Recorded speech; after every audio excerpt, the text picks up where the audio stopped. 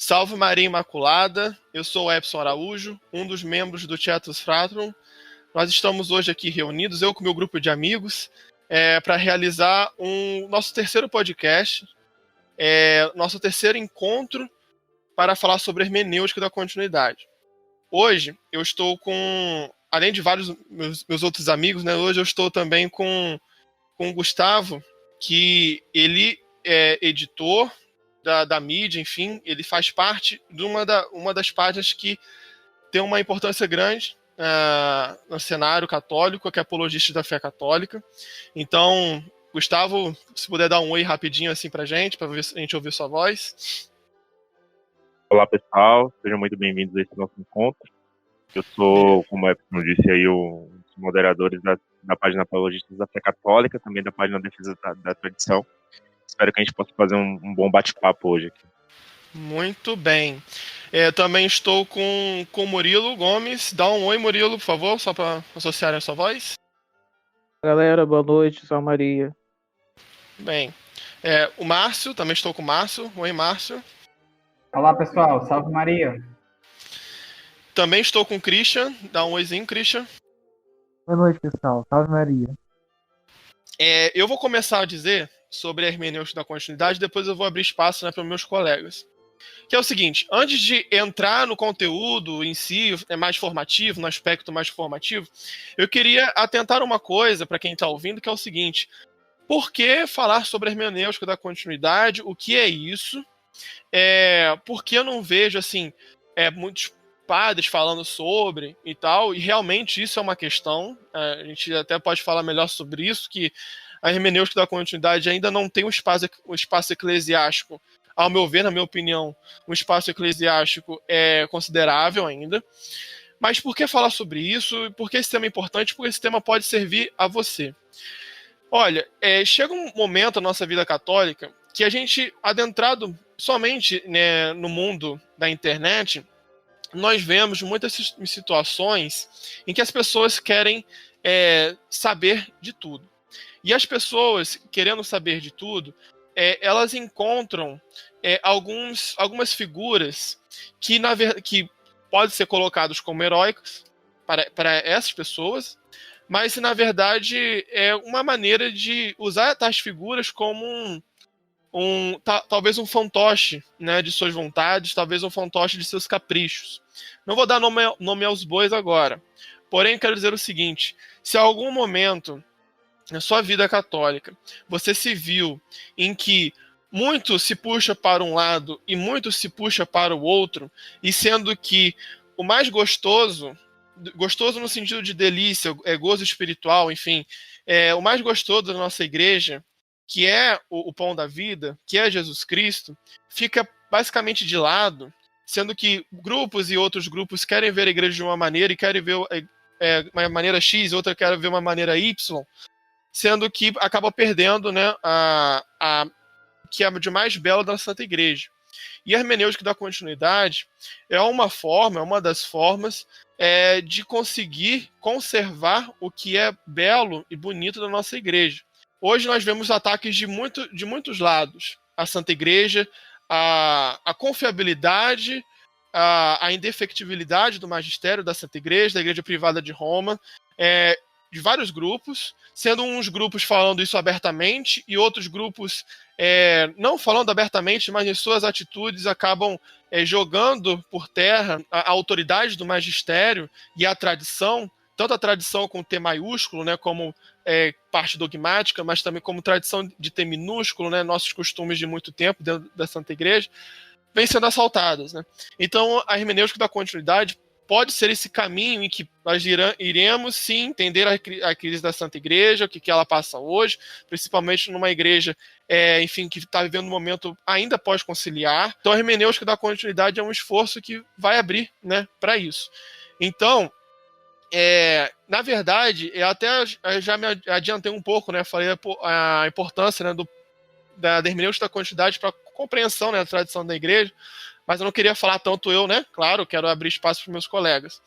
Então, sobre esse primeiro ponto, aí vocês podem começar falando, na visão de vocês, o que vocês acham importante qual a importância da hermenêutica da continuidade para a compreensão da tradição da igreja?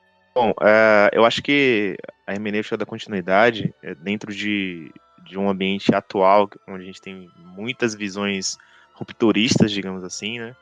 De certo modo alarmistas e com um enredo montado baseado numa ideia de uma quebra da tradição recente, de um concílio que tinha fundamentações não tão ortodoxas como se espera de um concílio ecumênico, como foi o concílio do Vaticano II.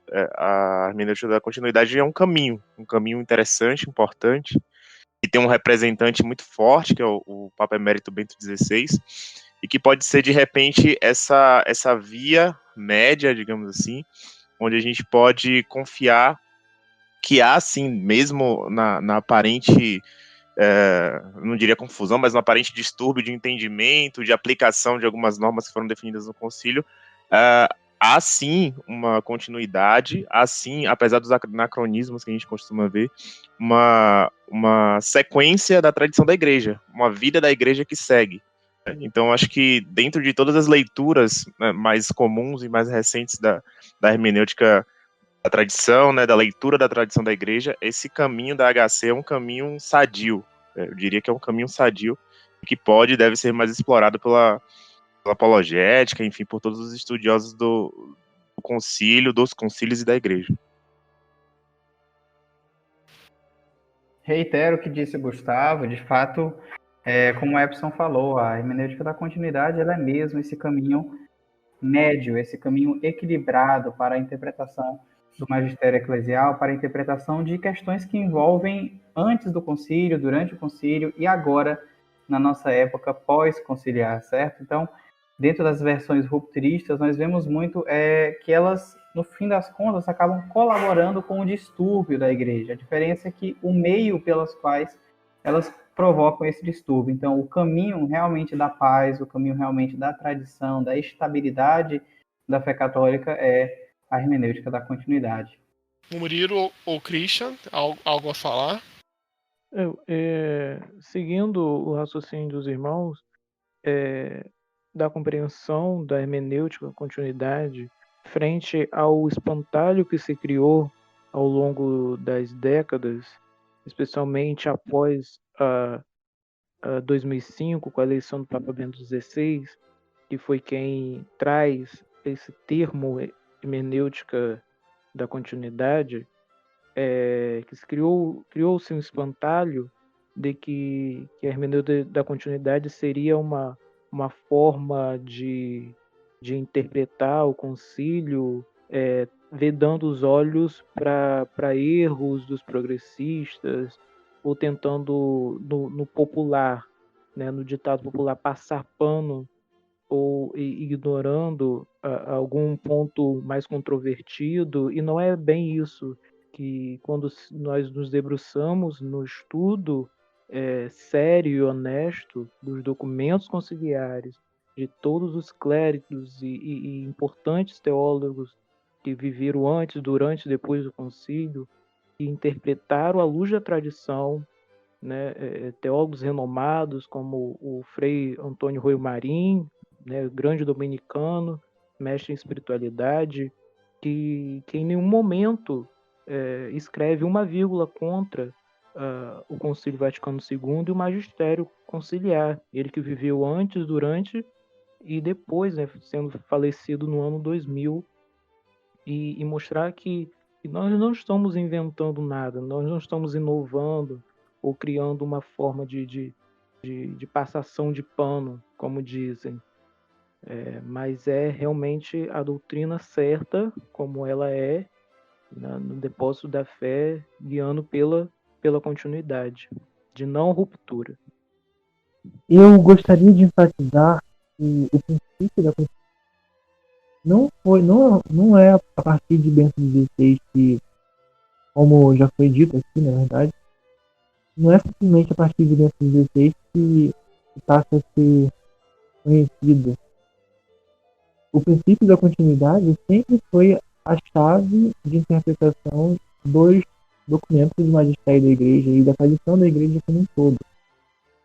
Foi o critério pelo qual o magistério compreende a si mesmo em suas diversas intervenções nas peculiaridades, nas características de cada uma delas. Ainda que nos acidentes possa haver diferenças, possa haver simplicidade, sempre esse critério fundamental de uma continuidade fundamental está presente. Hermenêutica é uma palavra que a gente pode traduzir como interpretação, como modo de interpretar.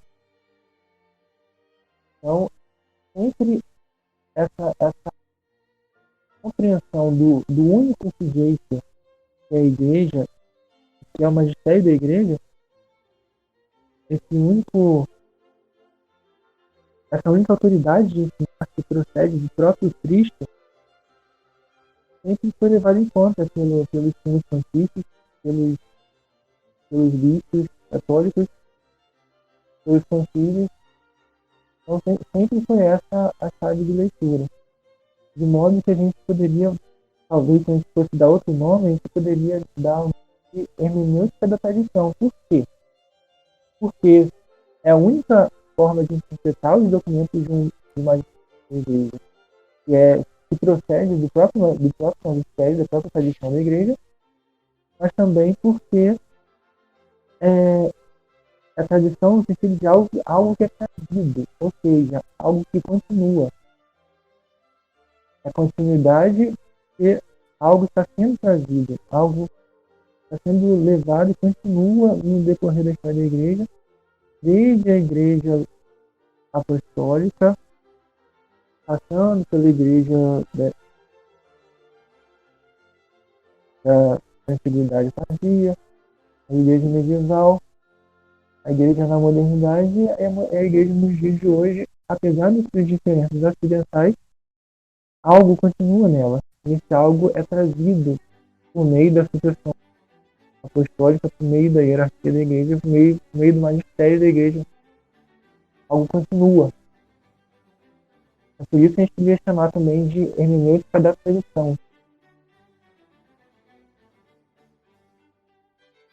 Continuidade da tradição. É uma. Chamá-la assim, né? Entendê-la assim, como uma continuidade assim, da tradição. Entendê-la dessa maneira pode realmente combater contra a desesperança de que a nossa Santa Igreja, por algum motivo ou outro, entrou em, até certo modo, uma apostasia. E a gente deve entender que a promessa do nosso Senhor Jesus Cristo, né, da assistência do seu Espírito, ela é uma promessa desde já contínua, desde lá, né, realizada, né, com os apóstolos. Mas nós temos aqui até mesmo outros pontos que quando a gente for passando, a gente pode até tornar esse assunto um pouco mais palpável. A gente pode se perguntar do seguinte, e até mesmo o Christian colocando, assim, né, isso já até mesmo faz um link com nossa próxima pergunta, que é o seguinte: se a hermenêutica da continuidade, se ela é um produto orgânico da igreja, ou ela foi elaborada como contraposição a algum movimento hermenêutico anterior. Pelo já, né, no teor da resposta, parece ser a primeira opção, como um produto orgânico da igreja. O que você acha, Murilo, sobre isso? A compreensão de que o concílio seria posto para colidir com uma interpretação anterior do magistério, ela é falsa e contém ali também meias-verdades, porque vai pegando recortes de documentos passados anteriores ao concílio e vai colocando como se fosse contingente ao concílio e contra os documentos conciliares, criando ali uma ruptura, impondo ao concílio a pecha de rupturista com a tradição. E nada mais eu quero aqui eu vou, durante o podcast, fazer menção a um documento específico, uma carta pastoral redigida pelo Dom Antônio de Castro Maia, que foi bispo de Campos, que se tornou uma figura um tanto controvertida ali no final da década de 80, mas que desde o concílio e pós-concílio escreveu brilhantes cartas pastorais sobre a reta aplicação dos documentos conciliares. E eu vou me ater ao documento específico, a uma carta pastoral específica chamada Adornamento e Tradição, escrita pelo Dom Antônio em abril de 1971, ou seja, quase 6 anos após o encerramento do concílio, em que ele traça um paralelo entre os conceitos de adornamento e tradição, o conceito de adornamento que foi dito pelo Papa São João XXIII no documento que faz a chamada para o concílio, a abertura do concílio, não a abertura, né, mas a convocação, na verdade, para a instalação do concílio. E ele diz assim, na interpretação de Dom Antônio, que o termo adornamento, que a tradução seria atualização, que é muito pega pelos tradicionalistas, como se fosse um indício de ruptura, e ele diz: eis que consistia o adornamento do Papa Roncalli, na sua melhor interpretação, uma adaptação na maneira de expor a doutrina católica, de sorte que possa atrair o homem moderno de espírito reto. Ou seja, o conceito de adornamento, o intuito do concílio não era romper com a tradição, mas era uma forma de agir pastoralmente e adaptar a doutrina para atrair o homem moderno, né, do espírito reto, em meio a um caos de modernismo e de revolução sexual e de toda sorte de mundanismo que assolava ali no final da década de 50. Então ele propõe esse adornamento não para criar uma nova igreja, mas para adaptar aquilo que sempre foi ensinado da igreja, mas para atrair os homens, a mentalidade daquele momento que a igreja passava de grande turbulência, que a gente ainda passa, né, da modernidade. É importante frisar aqui que não se trata de uma adaptação do ensinamento, mas sim da linguagem, do modo de transmitir o ensinamento. É levar o mesmo ensinamento, porém traduzindo uma linguagem que o homem de hoje consiga compreender, assimilar e aceitar esta verdade. A verdade é a mesma, a doutrina é a mesma, simplesmente a linguagem e o modo de transmiti-la seria adaptado aos tempos e às culturas ao homem de hoje. Eu acho que uma boa colocação do Christian sobre a questão da adaptação da linguagem. Porém, eu já vou fazer um papel aqui um pouco adverso, né, para ter um tipo de extração de conhecimento, né, entendimento sobre o assunto a partir de uma contraposição desde já. Vamos colocar assim essa questão da liturgia ordinária, melhor dizendo, como que muitos falam, né, chamam missa nova, né? A gente gosta de chamar de missa paulina, né, mas a questão assim da missa nova, para que o pessoal possa entender, né? Porque, tipo assim, tem a questão da linguagem, ok. A missa paulina é necessariamente do concílio? Não, a gente sabe que não, ela veio depois. Porém, isso é colocado, né, a nova missa, a missa nova, melhor dizendo, ela é colocada dentro desse balaio, né, de uma queda da fé de Roma, por conta das mudanças do missal romano. Então, assim, queria saber de vocês, eu vou até jogar agora pro Gustavo e pro Márcio também ajudarem a responder, o que vocês acham, né, sobre, no ponto de vista da hermenêutica da continuidade, se há algum tipo de ruptura dentro da missa que a gente celebra hoje, né? Que a gente celebra, não sou padre, mas assim, a missa que é celebrada na forma ordinária. O que vocês têm a dizer, Gustavo e Márcio?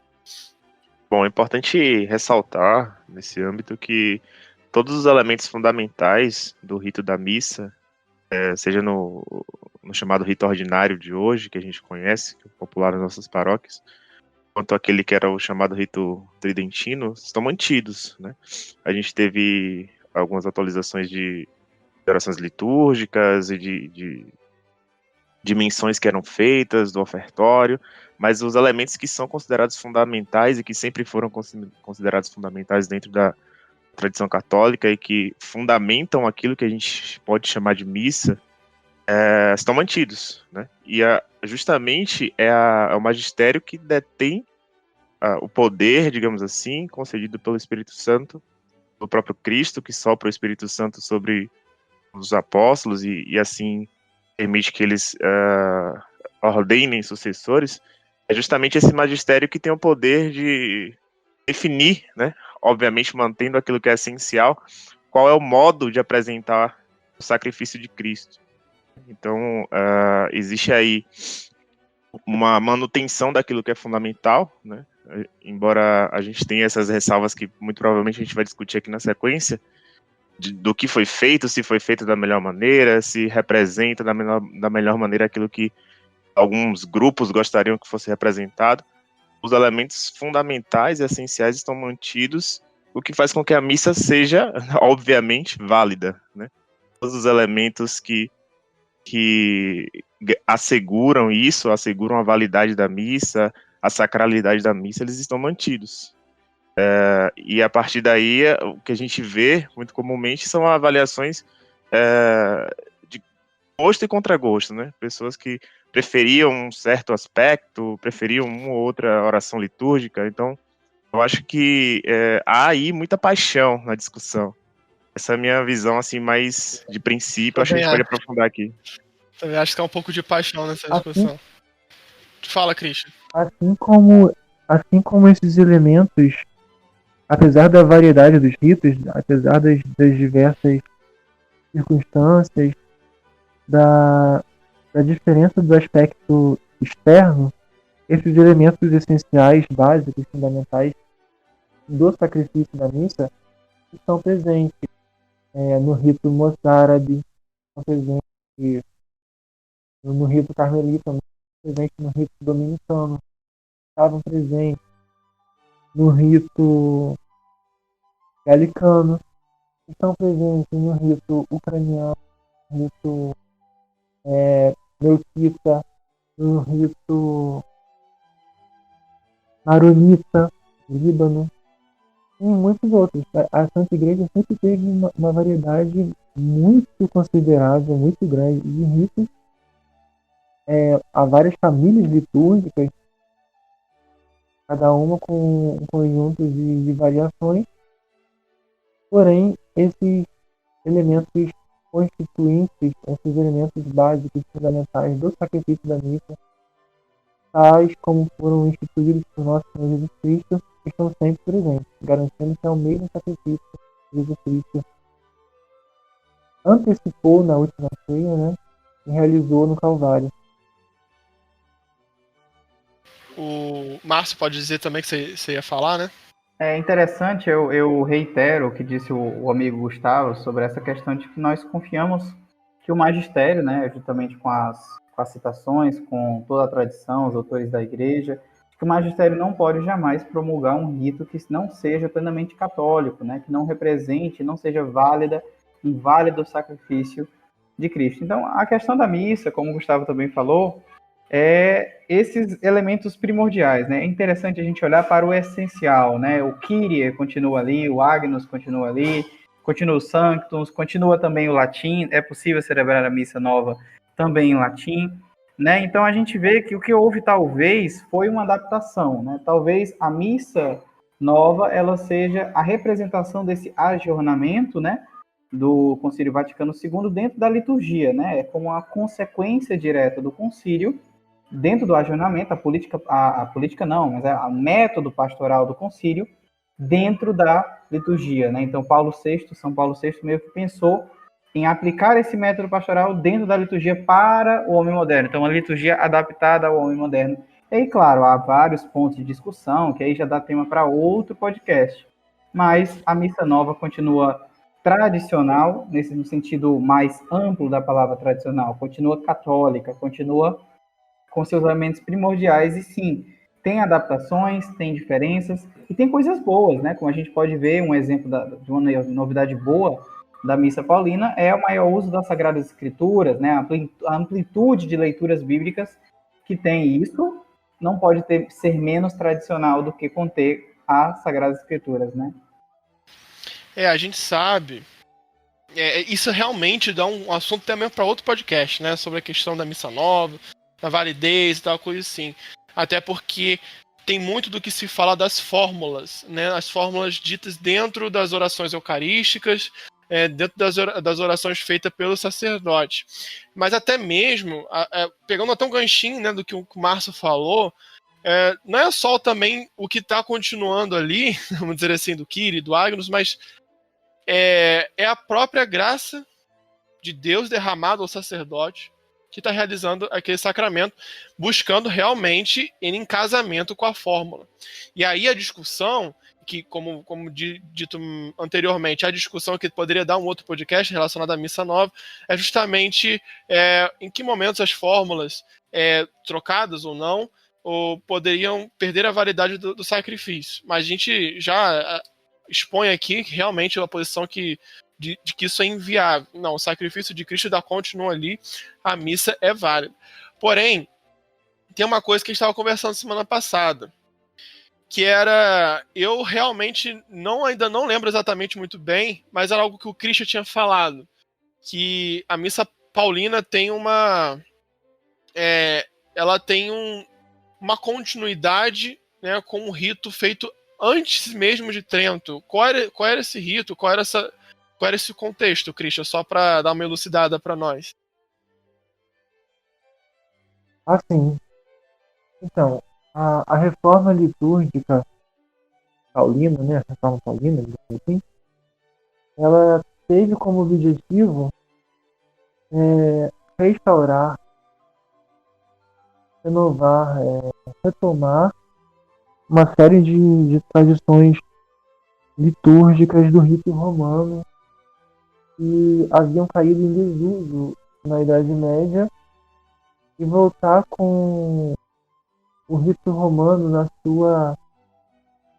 chamada nobre simplicidade romana, que teoricamente teria se mitigado, para não dizer perdido, mas teria sido mitigado com os acréscimos que o rito romano sofreu no período medieval, sobretudo ali no século XIII, XIV, por aí, quando o rito romano, a partir, claro, da França, da Espanha, foi assimilando uma série de elementos que estavam presentes no rito galicano. Com esses acréscimos, para alguns liturgistas modernos, esses acréscimos, em primeiro lugar, né, eles foram muito bem quistos, muito bem vistos pela Cúria Romana e pelos papas. E, primeiramente, assimilaram, né, esses acréscimos para as celebrações em Roma, e depois universalizaram para a Igreja Latina de modo geral. Universalizaram de modo geral. Mas, com a reforma de São Pio V, havia o propósito de repristinar, restaurar as formas litúrgicas de acordo com a antiga tradição dos padres. Porém, não havia muitas fontes disponíveis na época sobre qual seria essa antiga tradição dos padres no modo de celebrar a Santa Missa. Então, os liturgistas modernos, né, não estou falando que eles estavam corretos com isso, e isso dá uma ampla discussão. Mas, assim, o objetivo deles era justamente operar essa repristinação do rito romano, tentando, não diria limpá-lo, mas tentando remover algumas dessas influências galicanas para tornar o rito romano uma vez mais sóbrio, mais simples, mais austero, mais parecido com aquilo que ele era na antiguidade. O rito romano, em comparação com os ritos orientais, ele sempre foi muito mais minimalista, mais sequinho, digamos assim, menos cheio de coisa, menos cheio de poesia, menos cheio de colorido emocional. Então, ele acabou sendo... Ele ficou mais arcaico, de certo modo, em comparação com ritos orientais, por muito tempo, por muitos séculos. E, comparado com os ritos orientais, ele era, digamos assim, um pouco mais pobre. Mas com essas fusões, né, de elementos galicanos, ele tornou o rito majestoso, esplêndido, como nós o conhecemos na missa tridentina. A missa que foi determinada por São Pio V após o Concílio de Trento, que ficou conhecida, né, ainda hoje como missa tridentina, era na verdade o rito romano enriquecido com esses acréscimos do rito galicano, que já havia caído em desuso, porque na Idade Média a Terra Romana quis deixar a Igreja Latina como tendo em vigor, sobretudo, o rito romano. O rito galicano foi meio que suprimido gradativamente. Mas elementos desse rito galicano ficaram no rito ambrosiano, sobretudo. O rito ambrosiano é como se fosse um rito galicano um pouco mais ameno, em certos aspectos, mas também no próprio rito romano, vários desses elementos poéticos e simbólicos do rito galicano foram assimilados. Então, há esse objetivo da missa paulina, do rito romano reformado, de voltar a algumas coisas tais como eram na antiguidade, e algumas coisas que de fato foram resgatadas, como a procissão dos dons, do ofertório, a oração da comunidade ou oração dos fiéis, a liturgia da palavra, a missa dos catecúmenos, né? Com leituras em forma tríplice, primeira leitura, segunda leitura, e o Evangelho, e é claro, também o Salmo responsorial, que também fazia parte da liturgia na antiguidade, entre outras coisas que foram retomadas. Há um desejo de continuidade também aí. Sabemos que há uma série de inovações, sobretudo, com novas orações eucarísticas, porém com esse desejo de continuar, de reverberar, de perpetuar e retomar coisas que estavam no passado da igreja, que estavam nos primeiros séculos da igreja. O primeiro leme da igreja que eles buscam, sobretudo, restaurar, enquanto esses acréscimos do rito galicano foram já no século 13, 12, 14, por aí, entendeu? E sabe que enquanto você estava falando, eu estava refletindo o seguinte, que por mais que a proposta inicial desse nosso podcast, né, falar sobre a hermenêutica da continuidade em si, às vezes para conversa, né, para falar de algum tema, a gente acaba pegando às vezes um tema mais específico e tal, mas o tema específico não deixa de estar dentro do todo, que é a hermenêutica da continuidade, o que a gente está fazendo justamente agora, na prática, entendeu? Acho que esse podcast, além de se propor a falar da hermenêutica da continuidade em si, tomou um rumo, de um certo modo, desse esforço, né, da interpretação de algo que é, no caso, né, da missa, de algo magno dentro da Igreja Católica. Então, assim, nesse exato momento, nós realizamos tudo bem que assim não deu para acabar, né? Tem muitas coisas para falar, mas nesse exato momento nós realizamos um entendimento, um esforço hermenêutico, buscando a continuidade da missa ordinária. Então, assim, como isso é importante, como a hermenêutica da continuidade é importante para nossas vidas atuais, assim, para nossas vidas no católico na atualidade, porque nós muitas vezes nos deparamos com um post, seja qualquer pessoa você já viu assim fazendo algum post de falar assim, a missa nova é demoníaca, e aí tem umas explicações muito que sem pé nem cabeça, entendeu?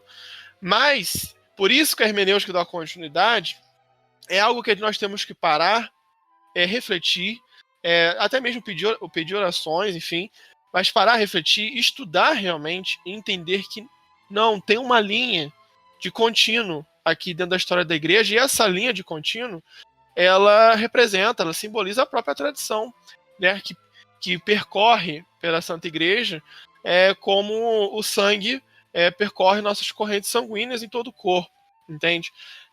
Então, eu já vou até fazer uma chamada para a gente fazer a pausa na nossa primeira parte, para a gente retornar. Mas pode fazer sim. Faz o comentário, então. Eu quero fazer um comentário.